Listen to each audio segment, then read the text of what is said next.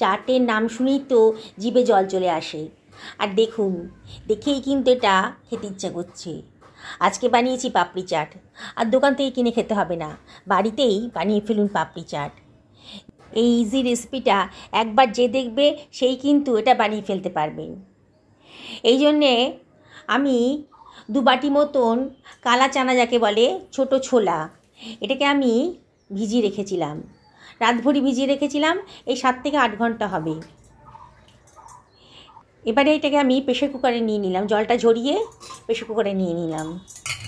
এবারে এর ভেতর দিয়ে দিচ্ছি কতগুলো আলুর টুকরো, খোসা ছাড়িয়ে আলুর টুকরোগুলো এর ভেতরে দিয়ে দিলাম, আধখানা করে পিস করে দিয়ে দিয়েছি, একসাথেই সেদ্ধ হয়ে যাবে। এবার দিয়ে দিলাম একখানা পেঁয়াজ কুচি। এটা বানানো একেবারেই সহজ, 10 মিনিটের মধ্যে কিন্তু এটা বানিয়ে ফেলতে পারবেন। এবার দিয়ে দিলাম 2খানা মাঝারি সাইজের টমেটো কুচি। এবারে এর ভিতরে দিয়ে দিচ্ছি কতগুলো আদার টুকরো, আদাটাকে ভালো করে ধুয়ে পরিষ্কার করে টুকরো করে রেখেছিলাম, দিয়ে দিলাম। এবারে এর ভেতরে আমি দিয়ে দিচ্ছি কতগুলো রসুনের কোয়া। আপনারা যদি রসুনের গন্ধ পছন্দ না করেন তাহলে রসুনটা অ্যাভয়েড করবেন। আর দিয়ে দিচ্ছি 1 টেবিল চামচ মতো লবণ, দিয়ে দিচ্ছি 1/2 টেবিল চামচ মতো হলুদের গুঁড়ো, আর দিয়ে দিচ্ছি 1 টেবিল চামচ মতো ধনের গুঁড়ো, আর 1 টেবিল চামচ মতো জিরের গুঁড়ো, আর দিচ্ছি 1 টেবিল চামচ লঙ্কার গুঁড়ো, আর দিয়ে দিচ্ছি কতগুলো দারচিনির টুকরো। খুব সুন্দর একটা গন্ধ আসবে। তেজপাতাটাকেও পরিষ্কার করে ধুয়ে কেটে দিয়ে দিলাম। এবারে আমি এর ভিতর দিয়ে দিচ্ছি গরম জল। আমি গরম জল দিয়ে এটা রান্নাটা করব। আপনারাও চেষ্টা করবেন গরম জল দিয়ে রান্না করার। এমন করে জলটা দেবো যাতে সমস্ত ছোলাটা ডুবে যায়। এবার সব কিছু ভালো করে মিশিয়ে নিচ্ছি, খুব ভালো করে মিশিয়ে নিতে হবে।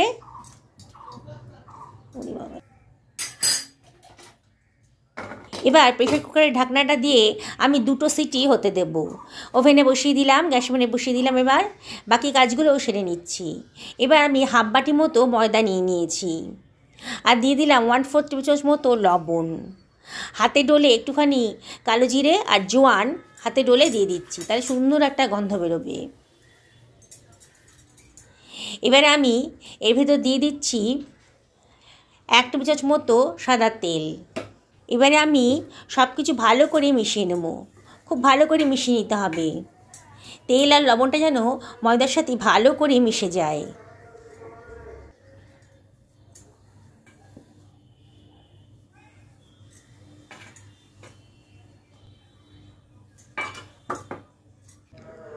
খুব ভালো করে মেশানো হয়ে গেছে, দেখুন কেমন ঝুরঝুরে হয়ে গেছে।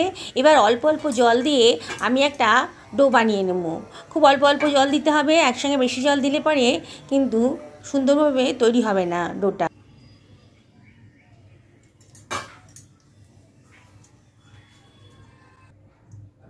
এবারে খুব ঠেসে ঠেসে ভালো করে ডোটাকে স্মুথ বানিয়ে নিতে হবে। দেখুন অনেকক্ষণ ধরে কিন্তু মাখতে হবে, মিনিট 5-6 টাইম দিতে হবে ডোটা বানানোর জন্য। দেখুন ডোটা কিরকম সুন্দর স্মুথ হয়ে গেছে, খুব বেশি নরমও হয়নি, খুব বেশি শক্তও হয়নি। আর রেস্টে রাখার সময় নেই, আমি এবার এই ডোটা থেকে 2খানা বড় সাইজের লেচি বানিয়ে নিচ্ছি। এটাকে আমি পাপড়ি বানিয়ে নেব। কিচেন টপের ওপর একটুখানি অয়েল দিয়ে দিয়েছি, অয়েলটাকে ভালো করে ছড়িয়ে নিয়ে এর ভেতরেই আমি বেলে নেব।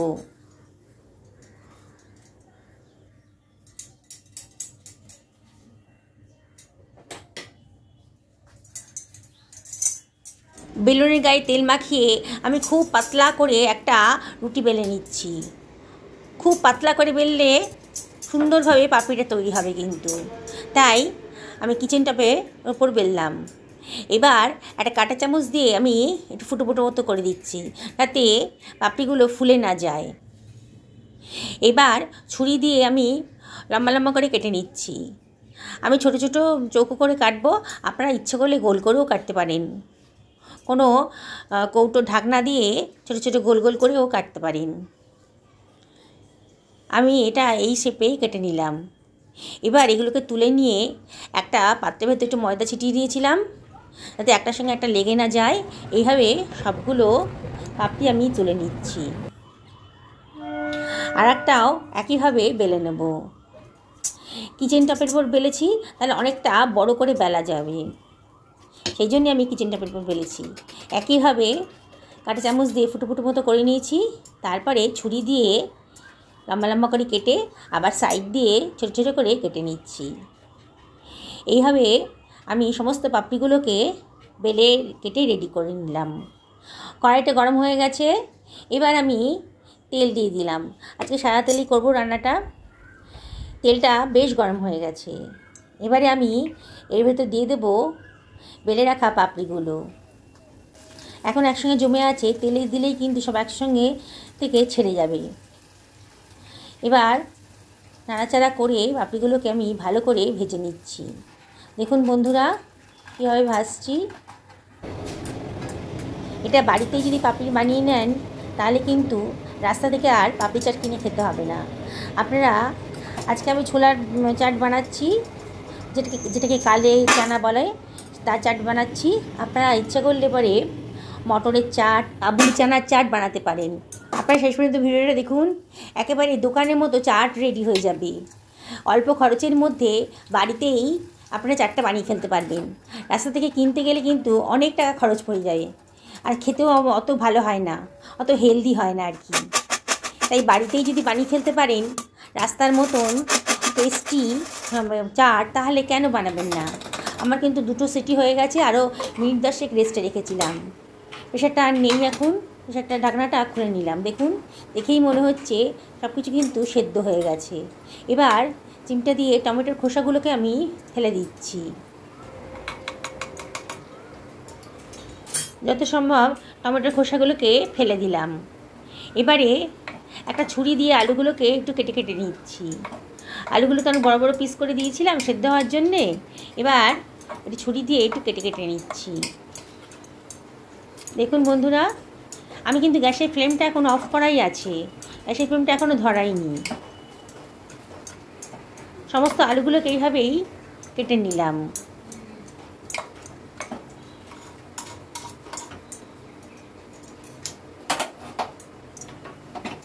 এবার গ্যাসের ফ্লেমটা আমি ধরিয়ে দিচ্ছি।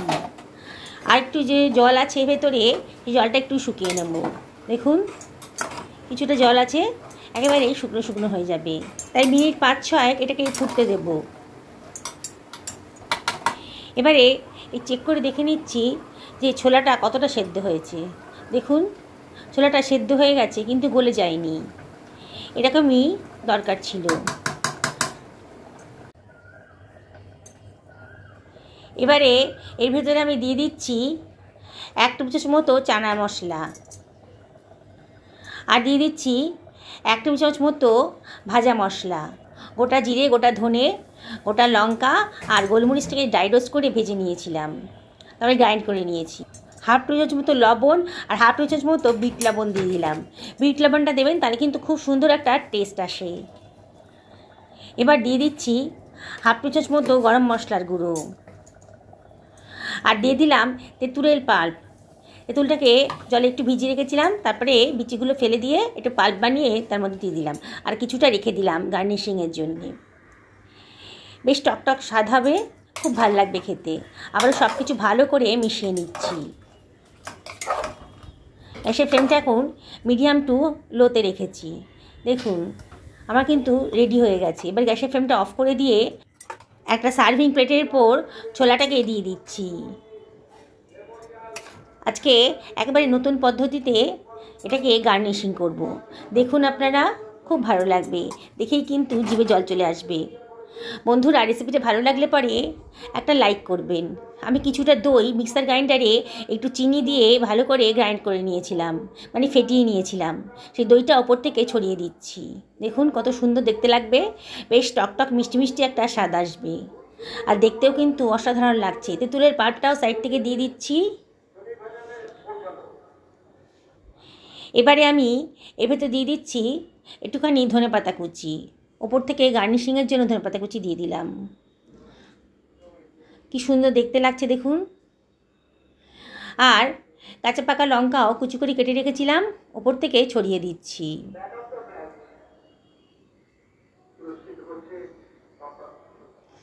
আর একটুখানি চাট মশলা ওপর থেকে ছড়িয়ে দিলাম। একটুখানি ভাজা মশলা ওপর থেকে দিয়ে দিচ্ছি। দেখতে কিন্তু সত্যি অসাধারণ লাগছে। একটু লাল লঙ্কার গুঁড়ো উপর থেকে দিয়ে দিলাম, দেখতে ভালো লাগছে। এবার আমার ভেজে রাখা পাপড়িগুলো ওপরে দিয়ে দিচ্ছি। দেখেই কিন্তু লোভ লেগে যাচ্ছে। বন্ধুরা, রেসিপিটা ভালো লাগলে পরে একটা লাইক করবেন, কমেন্ট করে জানাবেন যে আপনাদের কেমন লাগলো। আর যারা আজকে আমার চ্যানেলের প্রথম দিন, তাদেরকে আমি রিকোয়েস্ট করবো আমার চ্যানেলটা সাবস্ক্রাইব করার জন্যে। যদি ফেসবুক থেকে দেখেন তাহলে রিকোয়েস্ট করবো আমার পেজটা ফলো করার জন্যে। দেখুন বন্ধুরা, কথা বলতে বলতেই কিন্তু জিভে জল চলে আসছে, দেখেই খেতে ইচ্ছে করছে না? তাহলে বাড়িতে ছোলা আছে তো, আজকেই ভিজিয়ে দিন, কালকেই রেডি হয়ে যাবে অসাধারণ স্বাদের পাপড়ি চাট। সকলে ভালো থাকুন এই কামনা করি।